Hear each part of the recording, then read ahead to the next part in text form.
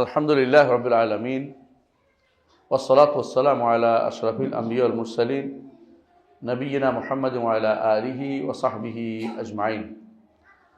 আলহামদুলিল্লাহ, আজকে আমরা তালিমুল কোরআন মডেল মাদ্রাসার বার্ষিক পরীক্ষার রেজাল্ট পাবে ছাত্ররা, অভিভাবকরা আছেন। আল্লাহর ঘরে আমরা একত্রিত হয়েছি। আল্লাহ তাআলা যেই দুনিয়ার বুকে তার ঘর হচ্ছে মসজিদগুলো, সবচেয়ে উত্তম জায়গা হলো মসজিদগুলো, আর বাজারগুলো হচ্ছে সবচেয়ে নিকৃষ্ট জায়গা। সবই আল্লাহর জায়গা, কিন্তু কোনোটাতে কেন উত্তম জায়গা?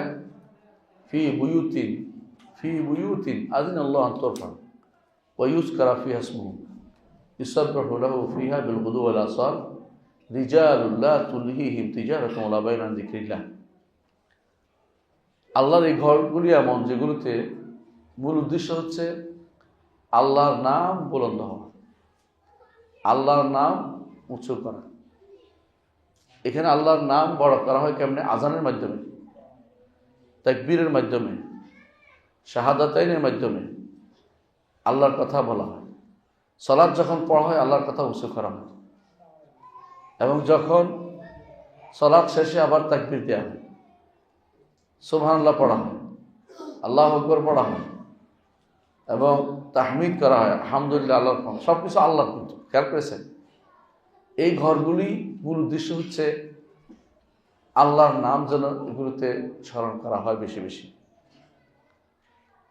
আর এগুলোতে এই জন্য আল্লাহ নিষেধ করে দিয়েছেন, ওয়া আন্নাল মাসাজিদা লিল্লাহি ফালা তাদউ মা'আল্লাহি আহাদা। মসজিদগুলো আল্লাহর জন্য, আল্লাহর সাথে কাউকে ডেকো না। মসজিদগুলোতে যেন আর কারো নাম স্মরণ না হয়, আল্লাহর কথায় স্মরণ। দেখুন, আল্লাহর নাম নিয়ে আমরা আল্লাহকে ডাকি। আল্লাহ বলেও দিয়েছেন, কুলিদুল্লাহ আউযুর রহমান আইয়াম্মা তাদউ ফালাহুল আসমাউল হুসনা। বলো আল্লাহ অথবা রহমান, যে যে নামে ডাকা না কেন আল্লাহর অনেক সুন্দর সুন্দর নাম রয়েছে, এগুলো দিয়ে আমরা আল্লাহকে ডাকি। আর আল্লাহকে ডাকলে কি হবে? রাসূলুল্লাহ সাল্লাল্লাহু আলাইহি ওয়াসাল্লাম বলেছেন, যে কেউ আল্লাহর এই নামগুলি মুখস্থ করবে, যথাযথ আল্লাহকে ডাকবে, হক আদায় করবে, সে দাখালাল জান্নাত, জান্নাতে প্রবেশ করবে। তো আল্লাহর নামগুলো এত গুরুত্বপূর্ণ যে আমাদের ছেলেরা আলহামদুলিল্লাহ মুখস্থ করেছে। আজকে আমি শুনলাম 3 জনে। আল্লাহর নামকে বুলন্দ করতে হবে সব জায়গাতে। আল্লাহর নামের বাণীটাকে বুলন্দ করার জন্যই কিন্তু যুদ্ধ অনুমতি হয়েছে। রাসূলুল্লাহ সাল্লাল্লাহু আলাইহি ওয়াসাল্লামের কাছে এসে বললেন, ইয়া রাসূলুল্লাহ, আমাদের মধ্যে কেউ কেউ নিজের খ্যাতি যশের জন্য যুদ্ধ করে, কেউ কেউ যুদ্ধ করে নিজের বংশের জন্য। এভাবে রাসূলুল্লাহ সাল্লাল্লাহু আলাইহি ওয়াসাল্লাম তার কাছে অনেকেই উল্লেখ দিলেন, কেউ বীরত্ব প্রকাশের জন্য। কোনটা আল্লাহর রাস্তায় জিহাদ? রাসূলুল্লাহ সাল্লাল্লাহু আলাইহি ওয়াসাল্লাম বললেন, মান কাতালা লিতাকুনা কালিমাতুল্লাহি হিয়াল উলিয়া। যে ব্যক্তি যুদ্ধ করবে যাতে আল্লাহর বাণীটাকে উপরে উঠাবে। আল্লাহর বাণীটা কি? লা ইলাহা ইল্লাল্লাহ। তাহলে যুদ্ধের কারণও কিন্তু আল্লাহর বাণীকে উপরে উঠানো। মসজিদগুলো আল্লাহর বাণীকে উপরে উঠানো। ঈমান আনার অর্থ আল্লাহর বাণীকে উপরে উঠানো। আল্লাহকে যদি আপনি সম্মান দিতে পারেন সবচেয়ে বেশি, তাহলে আপনি হবেন সেরা, আপনার সন্তান হবে সেরা, আখিরাতে আল্লাহ আপনাকে সেরা জায়গায় পৌঁছে দেবেন। আপনি যদি দুনিয়াতে আল্লাহকে স্মরণ করেন বেশি বেশি করে, আল্লাহ আপনার কথা স্মরণ করবেন। ফাযকুরুনি আযকুরুকুম। আমাকে স্মরণ করো, আমি তোমাদের স্মরণ করব। ওয়াশকুরুলি ওয়ালা তাকফুরুন। আমার শুকরিয়া আদায় করো, আমার সাথে অকৃতজ্ঞ হইও না। আল্লাহ আপনাকে সন্তান দিয়েছেন, সুস্থতা দিয়েছেন, সম্পদ দিয়েছেন। আল্লাহ আপনার কত নেয়ামত দিয়েছেন সেটা আপনি গুণে শেষ করতে পারবেন না। আল্লাহ বলছেন, ওয়া ইন তাউদ্দু নি'মাতাল্লাহি লা তুহসুহা। আল্লাহর নেয়ামত গুণে আপনি গুণে শেষ করতে পারবেন না। অনেক মানুষ আছে শরীরের বিভিন্ন অঙ্গ নিয়ে চিন্তা করে, যেটা বেশি হইল কেন, এটা 2টা কেন, 1টা কেন, এই জাতীয় আজে বাজে প্রশ্ন করে। কিন্তু যার এটা নাই সে বুঝতে পারে যে এটার কত মূল্য। যার একটা কিডনি নাই, সে এই কিডনির টেনশনে মরে যাচ্ছে কখন দ্বিতীয়টা বন্ধ হয়ে যায়। আল্লাহর নেয়ামত যে কত বেশি আল্লাহ আমাদের দিয়েছেন, আল্লাহ এই জন্য বলছেন তোমরা গুণে শেষ করতে পারবে না, আর আল্লাহর নেয়ামতের শুকরিয়াও আদায় করতে পারবে না। এই অপারগতা, আমি যতই কিছু করি না কেন, যত আবাদতই আমি করি না কেন, আল্লাহর নেয়ামতের শুকরিয়া আদায় করতে পারবো না। এই অপারগতা যদি প্রকাশ করতে পারবো, আল্লাহ আমি আবাদত করেছি কিন্তু মা শাকার না কা হাক্কা শুকরি ও মা আবাদ না কা হাক্কা ইবাদতি, আপনার যথাযথ আবাদত আমি করতে পারিনি, আপনার যথাযথ শুকরিয়া আমি আদায় করতে পারিনি। যে ব্যক্তি অনুভূতি যার অন্তরে আসবে, সেই ব্যক্তি আল্লাহর সত্যিকারে বান্দা হতে পারবে।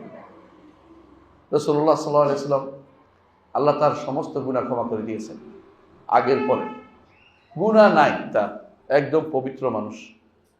এই মানুষটা রাতের বেলা দাঁড়াতেন, পা ফুলে যেত। আয়েশা রাদিয়াল্লাহু বললেন যে ইয়া রাসূলুল্লাহ, আপনার তো কোনো গুনাহ নাই, আপনি এত কষ্ট করছেন কেন? রাসূলুল্লাহ সাল্লাল্লাহু আলাইহি ওয়াসাল্লাম কি বললেন? আফালা আকুনু আবদান শাকুরা, আমি কি আল্লাহর শুকরগুজার বান্দা হব না?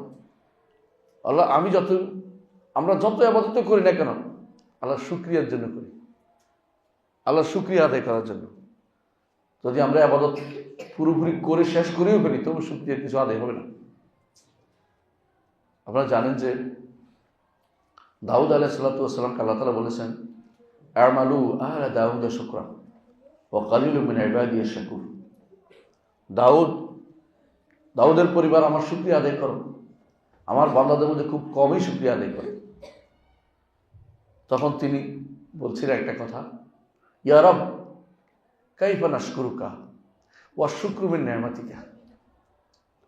আল্লাহ, আপনার শুকরিয়া কিভাবে আদায় করব? শুকরিয়া করতে পারছি যে এটাও তো আপনার নেয়ামত। কথা বুঝছেন কিনা? আপনি যে মসজিদে আসতে পেরেছেন, সালাত আদায় করতে পেরেছেন, সন্তানকে মাদ্রাসা দিতে পেরেছেন, দিন শিখতে পেরেছেন, একটু সুবহানাল্লাহ মুখ দিয়ে আসছে, এগুলো তো নেয়ামত। তাহলে আপনার এত নেয়ামতের আবার শুকরিয়া, এক একটা নেয়ামত তো আরো শুকরিয়া দাবি করতেছে, আমি কিভাবে শুকরিয়া আদায় করব?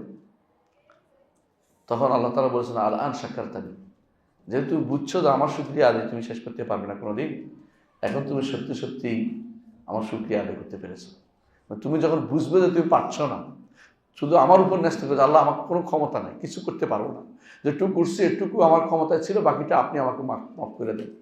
এই যে মাফের জায়গাটা, এটা কিন্তু খুবই দরকারি জিনিস। বন্দা কোনোদিন বলতে পারবে না যে আমার তো গুনাহ হয় না। বন্দা শুকরিয়া দেখো না, গুনাহ তো করার কথা বুঝছেন কিনা? গুনাহ হয় না এটা মিথ্যা কথা, গুনাহ হবেই হবে। চোখের গুনাহ, অন্তরের ভিতরে খারাপ কথা আসে, বিভিন্ন চিন্তা আসে, বিভিন্ন রকমের আজে বাজে কথা আসে, বা চোখের সামনে কিছু একটা হচ্ছে, অথবা হাত দিয়ে কিছু একটা অন্যায় করে বসছি, এই জাতীয় কত কিছু যে হচ্ছে আমাদের, এগুলি তো পরের কথা। যে নেয়ামত দিয়েছে, যে ইবাদত করতেছি, ওখানে তো আরেকটা শুকরিয়া আদায় করা দরকার, যে আল্লাহ আমাকে ইবাদত করার তৌফিক দিয়েছে, আলহামদুলিল্লাহ। আল্লাহ আমাকে যা যা দিয়েছেন এগুলি কিন্তু আবার শুকরিয়া দাবি করে। এই যে আল্লাহ তাআলা আমাদের কাছে সবচেয়ে বেশি চান যে আমরা যেন শাকুর হই, শুকর গুজার হই। আল্লাহ তাআলা তার নবীদের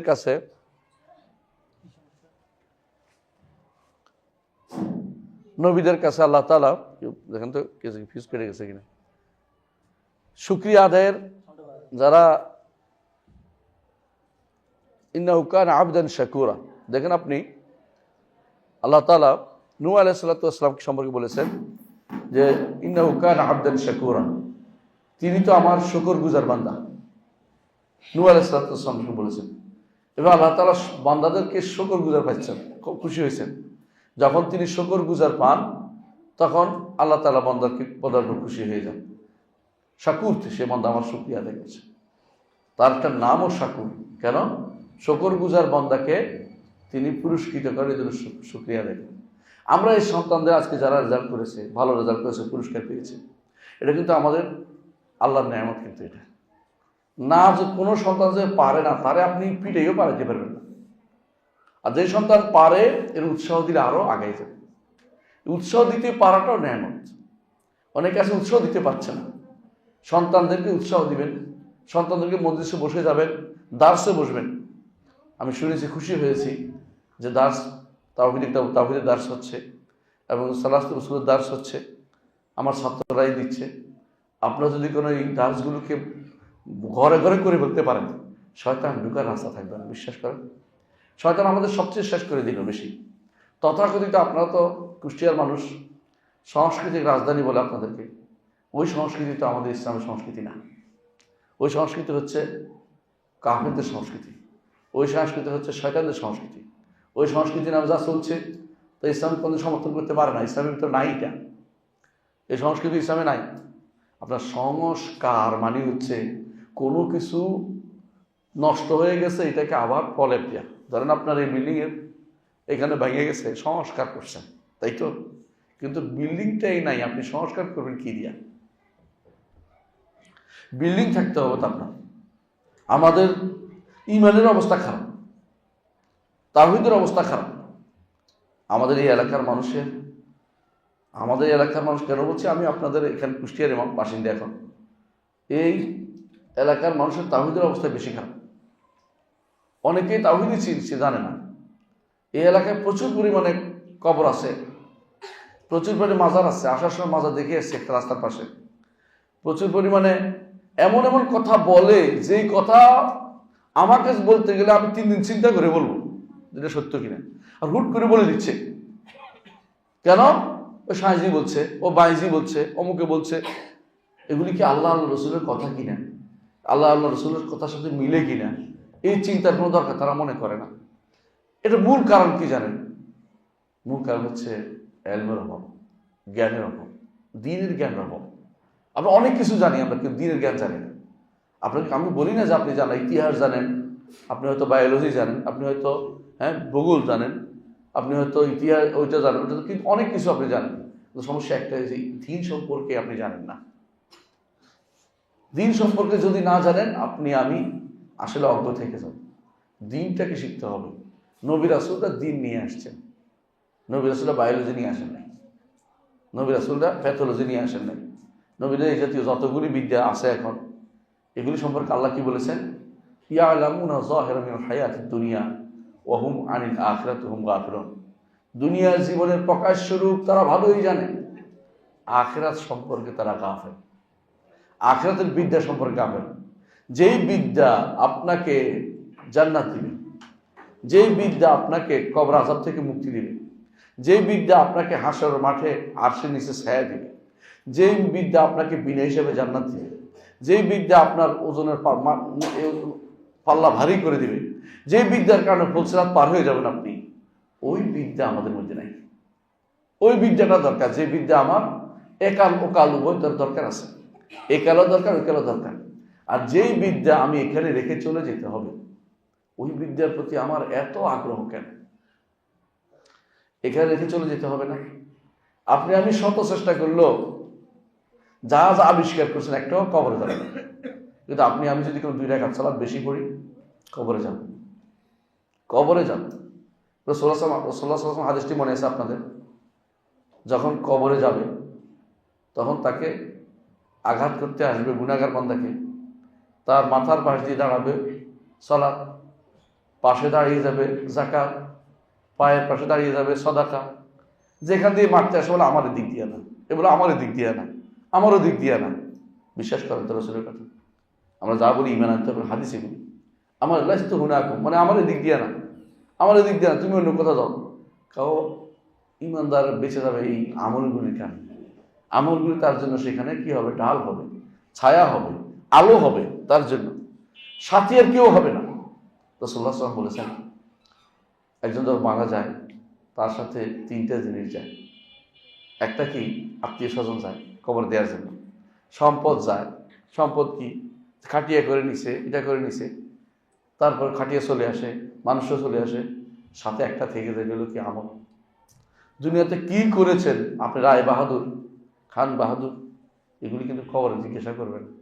জিজ্ঞাসা 3টাই করবে, মার রাব্বুকা ওমা দিনুকা ওমান নবিয়ুকা। এই 3 প্রশ্নের উত্তর যদি রেডি থাকে, মুখস্থ করে গেলে উত্তর দিতে পারবেন না। যদি আল্লাহকে রব মেনে থাকেন, মুহাম্মদ সাল্লাল্লাহু আলাইহি ওয়াসাল্লামকে রাসূল মেনে থাকেন, আদর্শ মেনে থাকেন, একমাত্র আদর্শ, সাইজি মাইজি আপনার আদর্শ হইতে পারবে না। যদি সাইজিকে আদর্শ মানেন, আপনি রাসূলকে আদর্শ মানবেন না। কারণ সাইজি কোনো রাসূলের অনুসারী না, তারা কর্তা ভজা। তারা ইমানদার ছিল না, তারা ইমানের কথা বলেনি, তারা নিজেরাও বলে না, আপনারা জোর করে তাদের ইমানদার বানাচ্ছেন। এই জাতীয় মানুষগুলো যারা আছে আশেপাশে, আদর্শ আপনার হবে মুহাম্মদুর রাসূলুল্লাহ সাল্লাল্লাহু আলাইহি ওয়াসাল্লাম। আল্লাহ বলে দিয়েছেন কোরআনে কারীম, লাকুম ফি রাসূলিল্লাহি উসওয়াতুন হাসানাহ লিমান কানা ইয়ারজুল্লাহ ওয়াল ইয়াউমিল আখির। আল্লাহকে পেতে চাইছেন, আল্লাহকে পেতে চাই না? কারা কারা আল্লাহকে পেতে চাও দেখি হাত তোলা দাও। আল্লাহকে পেতে চাই আমরা সবাই, ঠিক আছে? সবাই আমরা আল্লাহকে পেতে চাই, আলহামদুলিল্লাহ। আল্লাহকে পেতে চাইলে আখিরাতকে পেতে চাইলে, বুঝছেন তো? আল্লাহর আশা করেন আর আখিরাতে আল্লাহ তাআলার রহমতের আশা করেন। আল্লাহর রহমত যদি হয়ে যায়, সন্তুষ্ট হয়ে যায়, জান্নাত। এই দুইটা পাইলে কি করতে হবে? রাসূলকে আদর্শ হিসেবে নিতে হবে। দুনিয়ার কেউ আদর্শ না, আমিও না, কেউ না। আদর্শ হবেন মুহাম্মদুর রাসূলুল্লাহ সাল্লাল্লাহু আলাইহি ওয়াসাল্লাম। তার কথার বাইরে চলা যাবে না। আকীদা হলে রাসূল আকীদা নিতে হবে, ইবাদত হলে রাসূলের শিক্ষিত ইবাদত আপনাকে করতে হবে। রাসূল যে ইবাদত শিক্ষা দিয়েছেন সেই ইবাদতটাকে আপনাকে করতে হবে, যে পদ্ধতি শিক্ষা দিয়েছেন। অন্য কেউ সম্মানিত কেন হয়েছে? একজন মানুষ সম্মানিত কেন হয়? একজন মানুষ সম্মানিত হয় রাসূলকে অনুসরণ করার কারণে। আবু হানিফা রাহমাতুল্লাহ আলাইহি কেন সম্মানিত? রাসূলকে অনুসরণ করছেন বলেই। মালিক, শাফি, আহমদ কেন সম্মানিত? রাসূলকে অনুসরণ করছে বলেই। বুঝেন কথাটা? দুনিয়ার কেউ রাসূলকে অনুসরণ না করে সম্মানিত হয়েছে, এটা পাবেন না কিছু। আপনার কাছে সম্মানিত মনে হতে পারে, কিন্তু এটা হলো সাময়িক। দুনিয়ার জীবন 70 বছরের বেশি না, অথবা 100 বছর, 120 বছরে ধরলেন, সর্বোচ্চ 120 বছর কেউ কেউ বাঁচে। এখন তো এত বাঁচে না, অথবা 120 বছরে বাঁচে না। কবরের নিচের জীবন কিন্তু অনেক লম্বা। হাসরের মাঠের জীবন কিন্তু শেষ নাই। আখিরাতের জিন্দেগি কোনো শেষ নাই। অর্থাৎ আপনার যেই জীবনের কোনো শেষ নেই, সেই জীবনের তুলনায় দুনিয়াতে কেউ যদি সম্মানিত হয়ে তা কিছুই নেই। দুনিয়ার সম্মানকে আপনাকে দূরে সরিয়ে দিতে হবে। দুনিয়ার সম্মানের আশা যদি আপনার থাকে, আখিরাতের সম্মানটা আপনাকে পরিত্যাগ করতে হবে। দলিল আল্লাহ কোরআনে বলে দিয়েছেন, তিলকা দারুল আখিরাহ নাজআলুহা লিল্লাযিনা লা ইউরিদুনা উলুওয়ান ফিল আরদি ওয়ালা ফাসাদা ওয়াল আখিরাতু লিল মুত্তাকিন। আয়াতটা দেখেন, তিলকা দারুল আখিরাহ। কথা বলেন, শোনো, তিলকা দারুল আখিরাহ, আখিরাতের এই বাড়িঘর। আখিরাতের বাড়িঘর কি? জান্নাত। আখিরাতের বাড়ি তো আলাদা কিছু না। তিলকা দারুল আখিরাহ নাজআলুহা লিল্লাযিনা লা ইউরিদুনা উলুওয়ান ফিল আরদি ওয়ালা ফাসাদা। তাদের জন্য নির্ধারণ করে রাখছে দুনিয়ার বুকে যারা বড় হতে চায় না, ফিতনা ফাসাদ করতে চায় না, অহংকার করতে চায় না, কারো উপরে আমি নয়, আমি মজুমদার, আমি তালুকদার, আমি মুখসামুখ, মোর বাবারে সেন, আমি ওইটা, এ সমস্ত কিছু যারা বলতে চায় না। তারা বলতে গেলে সবাই ওয়াইবাদুর রহমানিল্লাযিনা ইয়ামশুনা আলাল আরদি হাওনা। আল্লাহর জন্য যার নিজেকে বিনীত হিসেবে প্রকাশ করে সব জায়গাতে। কে? উনি আল্লাহর বান্দা, উনি আল্লাহর দাস। আল্লাহর দাসের পরিচয় সবচেয়ে বড় পরিচয়। বান্দার জন্য সবচেয়ে পরিচয় হচ্ছে কে? আল্লাহর দাস। আল্লাহর দাস, তার পর্যন্ত নিজের কোনো আলাদা কোনো পরিচয় নাই। পরিচয় হচ্ছে আমি আল্লাহর দাস। তার নবীকে আল্লাহ বলছেন আব্দুল্লাহ, আল্লাহর দাস যখন সলাতে দাঁড়ায়, আল্লাহর দাস। নবী হচ্ছে সবচেয়ে সম্মানিত, তিনি সবচেয়ে বড় আল্লাহর দাস। আপনি আল্লাহর দাসত্ব প্রকাশের জন্য যতগুলি কাজ করবেন, এগুলি হচ্ছে আখিরাতের বাড়িঘর তৈরি করবেন। দুনিয়ার বুকে আপনার নামে হয়তো রাস্তা হবে না, আপনার নামে এখন রাস্তা হয়নি, আপনার নামে কোনো প্রতিষ্ঠানে কোনো কিছু হয়নি, আপনার কোথাও নাম লেখা নাই।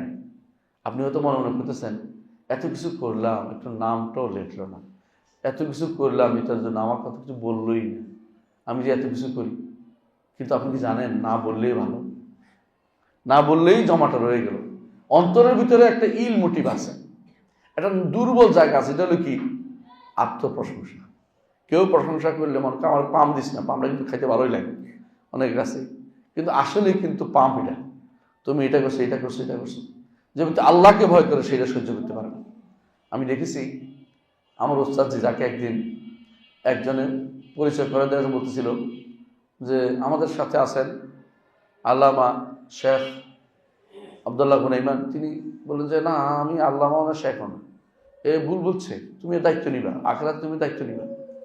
আমি তালেবে ইলম, মানে ওস্তাদ হচ্ছে আমার তালেবে ইলম করতেছে, নিজেকে ছাত্র দাবি করতেছে।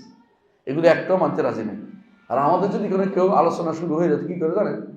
2 লাইন ওনার লকব লিখতে হবে, নাহলে উনি ওয়াজে আসবে না। কি লিখছো তুমি, পরিচয় কেমন হইল, আপনার এত পরিচয় দরকার কি?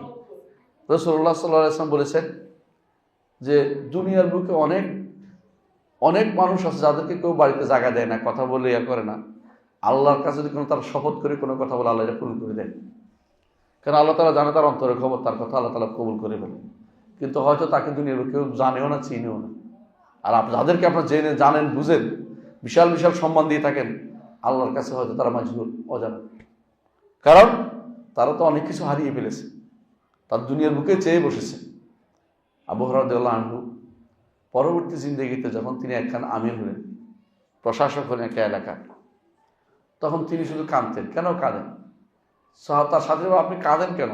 বলে কাঁদি এই জন্য, আমি আবু হুরায়রা, আমি রাসূলুল্লাহ সাল্লাল্লাহু আলাইহি ওয়াসাল্লামের দরবারে বসে থাকতাম, কখনো কখনো সারাদিনে খাবার নাই, আমার পেটে কোনো খিদে সি করতেছে, পড়ে আসি, মানুষের মনে হচ্ছে পাগল, বুঝি পাগল না, পেটে কিছু নেই, খাবার নেই, 2 দিন 3 দিন ধরে আমার কোনো খাবার নেই।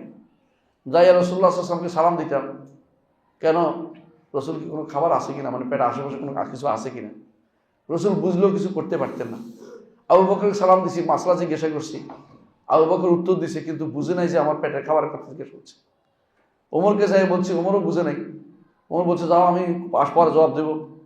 মানে এই আমি সে আবু হুরায়রা খিদার এত অবস্থা ছিল যে আমার পেটে এক দানা পানি ছিল 3 দিন ধরে, এরকম অবস্থা ছিল আমার। আজকে আমি একখানা আমির হয়ে গেছি, অথচ আমার আশঙ্কা হয় আল্লাহ না দুনিয়াতে আমার দিয়ে দিল, আখিরাতে একটা দিন দিয়ে দিচ্ছে কিনা, আশঙ্কা করতেছেন। এই আশঙ্কা তারা করছেন। আর তারা বলছেন, দেখুন যে মুসআব ইবনে উমাইর, তিনি এত বড় কাজ করেছেন, মদিনাবাসীদেরকে ইসলামের উপর সবগুলি দীক্ষিত করে ফেলছেন। তিনি মদিনার জন্য, মক্কা থেকে মদিনার জন্য অ্যাম্বাসেডর হিসেবে আসছেন রাসূলের। মদিনাবাসীদের সবাই ইসলাম গ্রহণ করছে তার হাতে। তিনি যখন মারা গেছেন, তার কাপড়, দাফন দেওয়ার মতো কাপড় নাই, কাপড় দেওয়ার মতো কাপড় নেই। তো কি করেছে, যতটুকু কাপড় ছিল এটা মাথার অংশে দিয়ে দিছে, পায়ের অংশে ঘাস এনে দিয়ে, ঘাস দিয়ে ঢেকে তারপর তার কবর দিয়ে আছে। কিন্তু তারা সম্মানিত, আল্লাহর কাছে সম্মানিত। আজকেও আপনি যখন উহুদের ময়দানে যান, তখন হামজা রাদিয়াল্লাহু আনহু যেখানে শায়িত আছে, তার পাশেই মুসআব ইবনে উমাইরের কবর আছে। সবাই স্মরণ করে ওখানে গেলেই বলবে যে এটা হচ্ছে হামজার কবর, এটা হচ্ছে মুসআবের কবর। কিয়ামত পর্যন্ত যদি কোনো আল্লাহ এগুলি থাকে, আপনার ওনাকে স্মরণ করিয়ে দিবে। কিন্তু দুনিয়ার বুকে আবু জাহেলের কবর কোথায় কেউ করতে পারবে না, আবু লাহাবের কবর কোথায় করতে পারবে না কেউ। দুনিয়ার বুকে তারা বড় হইতে চাইছে, আর এত অহংকারী, তাকে যখন মারা হয়েছে, তখন তাকে যখন মাথা আলাদা করতেছে, তখন সে বলতেছে আরো গোড়ায় ধরে কাটিস, যাতে করে মাথাটা উপর দিকে দেখা যায়। মানে অহংকার, সে মরার সব ভুলে নাই যে অহংকারটা যাবে, মানে যেন মাথাটা কাটলে উপরের দিকে মাথাটা উঠে, অন্যদের মাথা তো এখান দিয়ে কাটবে, আমারটা এখান দিয়ে কাটিস, তাহলে দেখা যাবে আমি উপরে। মানে কত জানোয়ার হতে পারে তার চিন্তা করে। এখনো তাই হচ্ছে রে ভাই, এখনো তাই হচ্ছে। আপনার নামের জন্য, কাজের জন্য, ইটার জন্য, ওইটার জন্য লক্ষ লক্ষ টাকা মানুষ ব্যয় করতেছে, হাজার হাজার টাকা ব্যয় করতেছে। কি জন্য? একটু নাম যেন হয়। ছবি দিচ্ছে, এটা করছে, রাস্তা রাস্তায় ছবি, কোনায় কোনায় ছবি দিয়া ভর্তি করে দিচ্ছে, আবার জন্য বাজেট পাস করতেছে। এগুলো সব দুনিয়া থেকে যাবে, আখিরাতে যাবে না। কারণ নিষিদ্ধ জিনিস আখিরাতে যায় না। ছবি আঁকা নিষিদ্ধ, হারাম। কোনায় কোনায় রাস্তার কোনায় ছবি তোলা জায়েজ আছে নাকি? কোনোদিন জায়েজ ছিল না। তাহলে এটা আপনি এটার পিছনে যারা পয়সা ব্যয় করতেছে তাদের কি হবে? আল্লাহ তাআলা কোরআনে কারীম বলেছেন, ফাসাইয়ুনফিকুনাহা সুম্মা তাকুনু আলাইহিম হাসরাতান ইয়াউমাল কিয়ামাহ। এরা খরচ করবে, আখিরাতে আফসোস করবে কেন খরচ করছিল। কারণ এগুলি তার জন্য প্রশ্ন উত্তর দিতে হবে। তো তুমি সম্পদ কোত্থেকে আহরণ করেছ, কোথায় ব্যয় করেছ? আমাদের সম্পদ আহরণের জায়গাগুলো খুবই ভয়াবহ সংকটে আছে, কথা বুঝেন কিনা? এই জন্য মাঝে মধ্যে শুধুমাত্র পড়ানো ছাড়া, একেবারে ডিরেক্ট কোরআন সুন্নাহ পড়াইছে, এখানে শুধুমাত্র নিয়ত ঠিক থাকলে শুধুমাত্র একটা হালালের জায়গাটা খুঁজে পাবে, কথা বুঝছেন কিনা? আর যত চাকরি আছে বাইরের, সব জায়গাতে দেখবেন যে 2 নম্বরই চলতেছে, এটা চলতেছে, ওইটা চলতেছে। ওইটার জন্য পাগল হয়ে গেছে আমাদের সমাজে একটা বিশাল গোষ্ঠী। ওই চাকরি দরকার হলে 30 লাখ টাকা ঘুষ দেবে, 20 টাকা ঘুষ দেবে। চাকরি সারা জীবনে হয়তো 20 লাখ টাকা উঠবে না, এত বেতন উঠবে না, কিন্তু দিবে কেন? একটা স্ট্যাটাস, একটা মর্যাদা। যে আমি অমুকখানের এটা, আমি অমুকখানের এটা, আমি অমুকখানের এটা হয়ে গেছি, মানে এই জাতীয় যে মর্যাদা দেখানোর জন্য যে কাজটা, এই মর্যাদা কবরের সময় কিছুই থাকবে না ভাই। সেই পোশাকে থাকবে, 3টি পোশাকে থাকবে, আর কিচ্ছু থাকবে না আপনার জন্য। 3টি পোশাকে থাকবে। এই 3 পোশাকের বাইরে 4টা নিতে গেলে বাধা দিবে যে এত কাপড় কেন দিচ্ছে। তার যদি কোনো কাপড় দিলে আপনাকে সর্বোচ্চ কি কাপড় দিবে, লং ক্লথ দিবে, অথবা আরেকটু সুন্দর কাপড় দিলে সেটাও ঠিক, কিন্তু আবার এই কাপড়ও চুরি হয়ে যায়। আপনাকে কাপড় রেখে কি করে, কাপড় মানুষ রেখে কাপড় চুরি করে, আবার যারা 2 নম্বরই কাম করার বিক্রি করে, জাদু করে, টোনা করে, এগুলো বিক্রি করে। তো আপনার তো কিছুই আপনার নাই। আজ তো মরতে হো তুম কাফন পর কাল দেখিও, জায়গা না বাসে তেরা লাশে ভরা ছোড়কার। আজকে তুমি কাপড় নিয়ে মরতেছ, এমন হবে কালকে তুমি তোমার শরীর উদুম রেখে কাপড়টা টেনে নিয়ে চলে গেছে আর সৃষ্টি। অভাবের কারণে, স্বভাবের কারণে নিয়ে যায়, স্বভাবের কারণে, অভাবের কারণে নিয়ে গেছে আমি বলছি না, স্বভাবের কারণে আপনার কাপড়টাও নষ্ট হয়ে যাবে, কাপড়টাও নিয়ে যাবে। এটা দিয়ে তারা আরেকটা খারাপ কাম করবে, অপকর্ম করবে। আমি যেই পাগলের মতো ঘুরতেছি, যে দুনিয়াটা হন্যে হয়ে ঘুরছি, সেটা কিন্তু আমার আখরাত মুখে যাবে না। সেটা আমার শুধু অল্প কয়দিনের স্ট্যাটাসের জন্য। আমি কি করছি, পাশের বাড়ির বোনেরা যায়, পাশের বাড়ির খোঁজ নিয়ে আসে, দেখে আসে স্বামীকে জ্বালায়, কি জ্বালায়, স্বামীকে জ্বালায়, বুঝছেন তো কি বলে, যে ওই আফা তো সোফা সেট কিনছে। স্বামী মনে করে যে যদি সোফা সেট না কিনি তাহলে তো আমার স্ট্যাটাস নষ্ট হয়ে গেল। স্বামী আবার ঋণ করে, অথবা সুদ খায়, অথবা ঘুষ খায়, অথবা 2 নম্বরই করে, অফিসে কাটাকাটি করে, কিছু একটা করে তার সোফা সেট কিনতে হবে। সুবহানাল্লাহ। আমি আমার ইউনিভার্সিটি দেখেছি, এমন লোকরা এমন সব খরচ করছে, তার বেতন বলতে কিছু আর নাই, কাটতে কাটতে বেতনটা কত যে কাটে আল্লাহ জানে, বেতন বলতে কিছু না। এখন সে কি করে, বেতন দিয়ে দেয় অন্য জায়গাতে, অন্য টাকা থেকে ওরা হাওলাত করে, এটা করে, ওইটা করে, মতো চলে, এরপর টাকা দিতে পারে না, মানুষের কাছে অপমানিত হয়।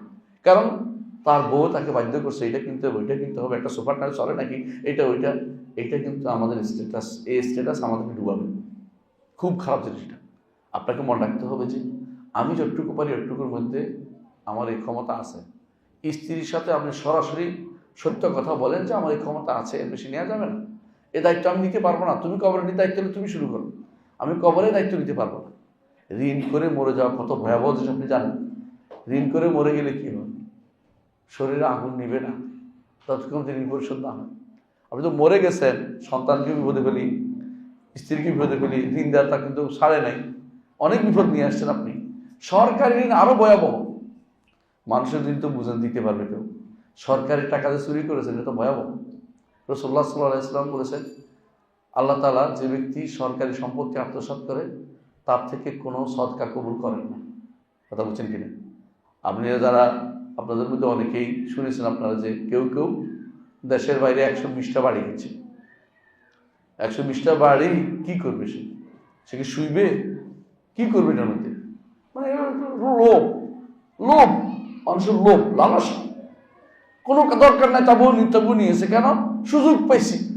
ওই সুযোগ পাইলেও হবে না, ওই সুযোগ কিন্তু আল্লাহ দেখতেছে, আমলনামা লেখা হচ্ছে, মাটি দেখতেছে, হাতে যে কাটছেন দেখতেছে, আপনার কোনো কিছু না দেখার মধ্যে নাই।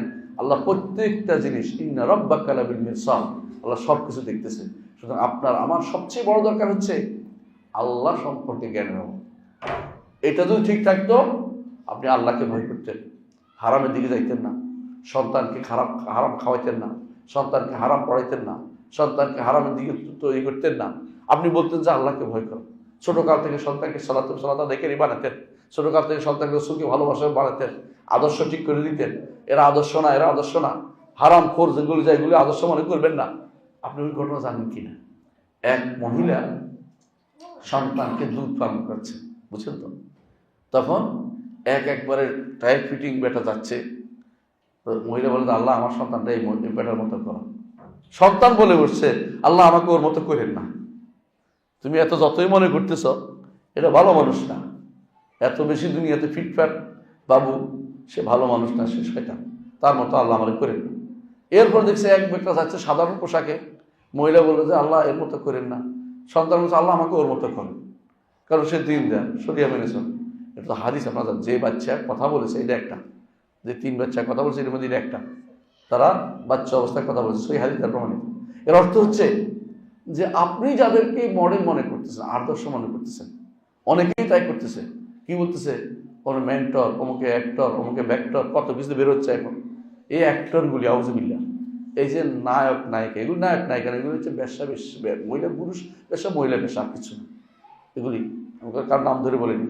এর অর্থ হচ্ছে, বুঝেন তো, যে এই অনেক ব্যবসা না হওয়া পর্যন্ত কারো কাছে শান্তি নেই। এরা ব্যবসা হবে, ছবি তুলবে, শরীরে একটা হবে, উলঙ্গ হবে, এগুলি শয়তানের কারসাজি ছিল। আদম আলাইহিসসালামকে শয়তান প্রথম যেটা দিয়ে পড়াশোনা দিয়েছে, বুঝছেন তো? সেই পড়াশোনা কি ছিল? যে তুমি এইটা খাইলে বেশি দিন থাকতে পারবে জান্নাতে। লোভটা কিন্তু বিশাল। জান্নাতে থাকতেই হবে, যে কোনো মূল্যে যাইতে পারবো না, যাবো না। মেহমান আসিয়া যদি বলে যে আর এই বাড়ি থেকে যাবো না, তো কিন্তু গৃহস্থ কি কইব? হ্যাঁ, তোরা এখান থেকে যেমনি হবে তার আমি যেমনি চেষ্টা করি। এ তো লোভ লাগে গেছে, তোরা এসে মেহমান খেলা রাখছে কিছুদিনের জন্য, এখানে এসে মেহমানদের অপকর্ম করিয়া, হ্যাঁ, খাতা বেতা নষ্ট করে দিয়েছে, শুধু কাজ, ভালো কাজ করেনি, কাপড় খুলে যাচ্ছে। প্রথম কাজ করেছে উলঙ্গপনা তৈরি করে দিয়েছে। আমাদের শিক্ষা আমাদেরকে উলঙ্গ করে দেয়, বিশ্বাস করেন এটা? আমাদের শিক্ষা আমাদের উলঙ্গ করে দেয়। আমাদের ইসলামী বিশ্ববিদ্যালয়ের শিক্ষক, তিনি জানাজায় গেছেন, এক ছেলে জানাজা যে দেখেছে ছেলেটা মারা গেছে, তার কোনো কারণে না বলতে চাচ্ছি না, জানাজা এক মেয়েও চলে গেছে। জানাজা মেয়েদের যাওয়া যায় আছে? জায়েজ নাই। গেছে তো গেছে, পর্দার একটা কথা ছিল, মেয়ে গেছে একটা, সেরকম কাপড় ফেলেছে, মানে কোনো কিছু নেই শরীরের মধ্যে, মাথায় কাপড় নাই, এরকম এমন এমন খারাপ অবস্থা যে তাকানো যায় না ওদিকে। একটা মেয়ে যদি এখানে দাঁড়িয়ে থাকে, আমি যদি কারো তাকাই থাকবো, আমার চোখ আসবে না? তো আর কত মানুষের গুণের কারণ হয়েছে। তো টিচার রাগ করে বলছে যে তোরা এই ল্যাংটা মেটা নিয়ে আসিস কি জন্য? এইটা সে ধারণ করছে, কি করছে, মানে রেকর্ডে ধারণ করছে, এরপর এটা প্রচার করছে, এর টিচারের মার্কস হয়েছে আসছে। চিন্তা করতে পারেন দিন কোথায় চলে গেছে, এরা কি করলো? মানে ওই মেয়ে কি কোনো বাবার সন্তান না? ওই বাবা কি এতই দায়ুস যে সে বুঝছে সন্তানকে আমাকে ল্যাংটা ছাড়িয়ে দিতে হবে? কেন হয়েছে? আল্লাহকে ভয় করানোর জন্য। আল্লাহকে ভয় করলে সে মনে করতে যায় আমার সন্তানকে আমি দায়ুস বানানো না, দায়ুস জান্নাতে প্রবেশ করবে না, আমি দায়ুস হব না, আমার সন্তানকে এই পোশাকে আমি দিতে পারি না। আমার সন্তানকে শরিয়া শিক্ষা দিতে হবে, দিন শিক্ষা দিতে হবে, আকীদা শিক্ষা দিতে হবে। এটা প্রথম কাজ। আমাদের এই মাদ্রাসাগুলো এই কাজটা করে। আমাদের এই মাদ্রাসাগুলো, এই মডেল মাদ্রাসা, তালিমুল কোরআন, তালিমুস সুন্নাহ, এই মাদ্রাসাগুলোতে আমরা এই কাজটাই করি। আলহামদুলিল্লাহ, আপনাদের একটা সৌভাগ্যের বিষয় যে ইসলামী বিশ্ববিদ্যালয়ের ছাত্র পেয়েছেন, আকীদা শুদ্ধ ছাত্র পেয়েছেন। সব না, সব ইসলামী বিশ্ব ছাত্র আমি মানি না। আকীদা যার শুদ্ধ নাই তার কোনো সারেনা মূল্য নেই। কেন মূল্য নেই? আখিরাতে আল্লাহর কাছে কোনো প্রাপ্তি নেই। যতই আপনি মারামারি করে দুনিয়াতে একবারে আপনার অনেক মর্যাদা, আপনার এইটা হয়েছেন, ওইটা হয়েছেন, পরিচয় দিবেন, আমি অমুক খানের অমুক, এটা অমুক খানের অমুক, এটা তাদের এটা পরিচয় দেয়। কিন্তু আকিদার কথা বলতে গেলে দেখেন ধরা খেয়ে গেছে, ওদের কোনো লাভ নেই। আকীদা শুদ্ধ না হয় আপনার চায়ের বেশি মূল্য নেই। মনে রাখবেন, এটা মুহাম্মদ রাসূলুল্লাহ সাল্লাল্লাহু আলাইহি ওয়াসাল্লাম তার চাচাদের দুইজনকে ইসলামে আনতে পারেন নাই। দুইজনে তো তার একজন তো একবার তার জন্য সারা জীবন ফেদা ছিল, কে? আবু তালেব। কেমন উৎসর্গ করতো? তার জন্য 3টা বছর জেল খাটছে। মানে বলতে পারেন যে এটা মানে ওনার জন্য, রাসূলুল্লাহ সাল্লাল্লাহু আলাইহি ওয়াসাল্লামের জন্য উনি জেল খাটছে, বুড়া মানুষটা। তারপরেও তাকে বাতি জেলে ছাড়ে নাই। আখিরাতে তার কি উপকারটা হবে? একটু উপকার হবে কি? জুতা ভরাই দিবে আগুনের, মাথার মগজ গলতে থাকবে, কিন্তু জান্নাত পাবে না। সহজ আযাব, মানে সবচেয়ে হালকা আযাব তার হবে। আগুনের জুতা ভরাই দেওয়া। আগুনের জুতা চিন্তা করেন তো, আগুনের জুতা চিন্তা করার দরকার নাই। যদি দেখেন যে কোথাও কামারের হাঁপড়টা একটু চিন্তা করেন, কামারের হাঁপড়ে যেটা লোহা পোড়ানো হয়, ওইটা যদি আপনার হাত পা দিয়ে লাগিয়ে দেওয়া হয় কি হবে? এইটা তার এটা হচ্ছে সবচেয়ে, যে জাহান্নামে যাবে তার সবচেয়ে, জাহান্নামে যাওয়ার লঘু সবচেয়ে হালকা দণ্ড হচ্ছে এটা, জাহান্নামে যাবে, এইটা তার এই শাস্তি হবে। কিন্তু শাস্তি কিন্তু বন্ধ হয়নি। দুনিয়ার বুকে খাজা আবু তালেব বলতে ওনাকে, মানে নেতা আবু তালেব, তাকে বলা হতো মক্কাবাসীদের উপত্যকার নেতা। তার জন্য কোনো ভালো কিছু অপেক্ষা করে নাই। আবু লাহাব রসুলের জন্য সুয়াইবা দাসীকে মুক্ত করেছে, একটা বর্ণনায় আসছে, বুখারী বর্ণনাটা আনছে, কিন্তু সহিহ সনদে আনে নাই। তারপর যদি মেনেও নেই, আখিরাতে তার কোনো মূল্য হবে না। আল্লাহ কি বলে দিয়েছেন? আবু লাহাব কাছে তাব্বাত ইয়াদা আবু লাহাব ওয়া তাব মা আগনা আনহু মালু ওয়া মা কাসাব, কিছু কোনো কাজে লাগে না এত কিছু। আবু লাহাব এত সুন্দর মানুষ, এত পরিয়া মানুষ, রাসূলের জন্ম শুনে খুশি হয়েছে, বাতিজা হয়েছে আমার। সুয়াইবা দাসীকে দাসমুক্ত করছে, কিন্তু জাহান্নাম থেকে মুক্তি পাবে না। দুনিয়ার বুকে আপনি আমি যত কাজে করি না কেন, যদি দেখি জাহান্নাম থেকে মুক্তির কোনো ফলন আমার হয় নাই, এগুলো সব বৃথা চলবে। এই জন্য প্রিয় ভাইয়েরা, সমস্ত কিছুর আগে চোখের সামনে রাখবেন আমার আকীদার বিশ্বাসটা ঠিক হয়েছে কিনা, নাহলে আমি জাহান্নাম থেকে মুক্তি পাবো না। যার ঈমান আছে, গুনাহ আছে, ঈমান আছে গুনাহ আছে, সেও ভালো। যার ঈমান নাই, কোনো গুনাহ দেখাচ্ছে না, বাহ্যিকভাবে গুনাহ করে না। অনেকে বলে না, আমি একখানে গেছি এই ওইদিকে চুয়াডাঙ্গার দিকে ওয়াজ করতে, মানে আপনাদের ইয়ার পরে কি বলে ঝিনাইদহের পরে ওই কোনায়। তো আমাকে বলতেছে এখানকার মানুষ মনে করে আমরা নামাজ পড়ি না কেন, আমরা গুনাহ করি না, নামাজ পড়ব কিছু, আমি কোনো অপরাধ করি না, আমি জমি আলচানা ঢেলে করি না, আমরা কাউ খারাপ বলি না, আমরা একদম পিওর চলাফেরা করি, তো আমরা নামাজ পড়ব কি জন্য? চিন্তা করে দেখছেন, মানে শয়তানটা কীভাবে ধোঁকা দিছে, শয়তানটা কীভাবে ধোঁকা দিছে। এই যে তার মধ্যে এটা আসছে যে ভালো হচ্ছে বাহ্যিক ভালো, এটা ঠিক না। অন্তরটা পরিচ্ছন্ন না পর্যন্ত বাইরে ভালো হয়ে কোনো লাভ নাই। অনেকে আছে আজে বাজে কথা বলে, ইউরোপে ইসলাম দেখেছি, মুসলিম দেখি নেই, বাংলাদেশে মুসলিম দেখি, ইসলাম দেখি নেই, এই যে কথা জায়েজ নাই বলা। মুসলিম যত খারাপই হোক, ঈমান আছে, ভুল করেছে, গুনাহ করেছে, তার কিন্তু ভালো, সে ভালো। আর কাফের যত বাইরে পরিচয় যত সুন্দর হোক না কেন, যত উত্তম আচরণ সে করুক না কেন, ঈমান নাই, আখিরাতে তার মুক্তি নেই। দুনিয়াতে সুইয়া পেয়ে গেছে, কি যে হ্যাঁ, তার কি ভালো নাম পেয়ে গেছে, বুঝছেন তো, তার বা সুনামটা পেয়ে গেছে সে, কিন্তু আখিরাতে তার জন্য কিছু অবশিষ্ট নাই, কোনো কিছু আখিরাতে তার অবশিষ্ট নেই। আল্লাহ তাআলা এই জন্য কোরআন কারীম বলেছেন, কাদ আফলাহা মান তাযাক্কা ওয়া যাকারা ইসমা রাব্বিহি ফাসাল্লা বাল তুসিরুনাল হায়াতাদ দুনিয়া ওয়াল আখিরাতু খায়রুন ওয়া আবকা। আখিরাত চিরস্থায়ী, আখিরাত বাকি থাকবে, আখিরাত কোনদিন শেষ হয়ে যাবে না। এই জন্য আখিরাত যেহেতু চিরস্থায়ী জীবনের জন্য বড় কাজ হচ্ছে সন্তান, একটা সন্তানকেও আমি আর দিনের বাইরে পড়াবো না। অনেকে কি মনে করে, আমার 2 সন্তান 3 সন্তান ধর, বলে একটারে মাদ্রাসায়, আরেকটারে স্কুলে, আরেকটারে কলেজে, আরেকটারে কিন্ডার গার্ডেনে, আরেকটা অমুকটারে ভাগ করে দিচ্ছেন। কেন দিচ্ছেন? একটা দিন দুনিয়া, একটা দিন আখিরাত। ওই ছেলে তো আমানতের খেয়াল, ওই ছেলে আপনি আমানতের খেয়াল করছেন, কারণ ওই ছেলে যদি হাসের দিন দাঁড়া যায় আমাকে খারাপ পড়াইছে, ইচ্ছা আমাদের মাদ্রাসা দেয় না, আমাকে দিন পড়ায় নেই, শরিয়া পড়ায় নাই, আপনি বিপদে পড়বেন। আপনার আমানত ছিল, আপনার সন্তান আপনার কাছে আমানত, আপনি কি পড়াচ্ছেন না আখিরাতে জবাবদিহি করতে হবে। আপনি কি করতেছেন আপনার পরিবার, প্রত্যেকটি মানুষ আখিরাতে জবাবদিহি করতে হবে তার আমলের ব্যাপারে কি করেছে। এই জন্য আপনার আমার সবচেয়ে বেশি দরকার আখিরাতমুখী জ্ঞান অর্জন করা, আল্লাহমুখী জ্ঞান অর্জন করা, দিনমুখী জ্ঞান অর্জন করা। যে জ্ঞান অর্জন করতে পারলে আল্লাহকে রব মানবেন, যে জ্ঞান অর্জন করতে একমাত্র আল্লাহর ইবাদত করবেন, যে জ্ঞান অর্জন করলে আপনি ইসলামকে আপনার আদর্শ মানবেন, কোনো গণতন্ত্র নয়, কোনো পাশ্চাত্যতন্ত্র নয়, কোনো ঐতন্ত্র নয়, ঐতন্ত্র নয়, এগুলি কোনো কাজে লাগবে না, এগুলি শয়তানের কাজ আছে। এগুলি আমাদের ছিলই না, এগুলো আনছে কে?